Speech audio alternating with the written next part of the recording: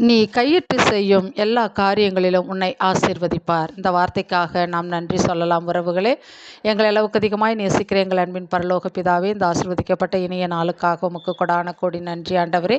தமிழர் திருநாளாகிய ஆண்டவரே, நாளைய தினத்திலே சுவாமி பிள்ளைகள் அனைவரும் ஒன்றுபட்டு ஆண்டவரே, தமிழ்நாட்டுக்காக தமிழின மக்களுக்காக நாங்கள் செபிக்கிறோம். ஒன்றே குலம் ஒருவனே தேவன் என்ற கோட்பாட்டுக்குள்ளாய் நாங்கள் ஒருமனப்பட்டு ஒரு பிள்ளைகளாய் இந்த தமிழ்நாட்டிலே வாழ்ந்து கொண்டு வந்திருக்கிறோம். இந்தியாவிலே வாழ்ந்து கொண்டிருக்கிறோம். எங்கள் கையிட்டு செய்கிற எல்லா வேலைகளிலும் நீர் ஆசீர்வதிக்க வேண்டும் ஜெபிக்கிறோம். குறிப்பாக நீர் தந்த நிலவு, விண், மண், ஐம்பூதங்கள் எல்லாவற்றுக்காக நாங்கள் நன்றி பெருக்கோடு உமக்கு நன்றி செலுத்துகிறோம். விவசாய பெருமக்கள் குடும்பங்களை ஆசீர்வதியும், விவசாயிகளை ஆசீர்வதியும்.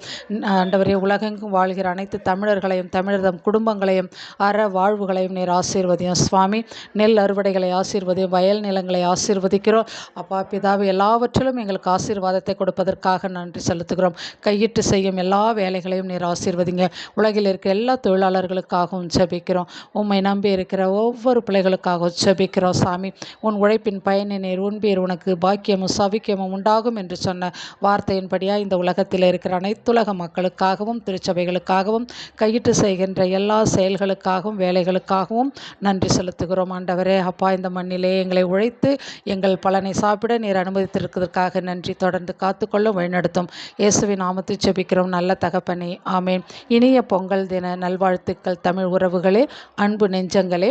உங்கள் அனைவர் வாழ்வும் பொங்கட்டும், மகிழ்வு தங்கட்டும். ஆமேன். நன்றி. மீண்டும் சந்திப்போம் நாளை ஜெப இணைப்பில்.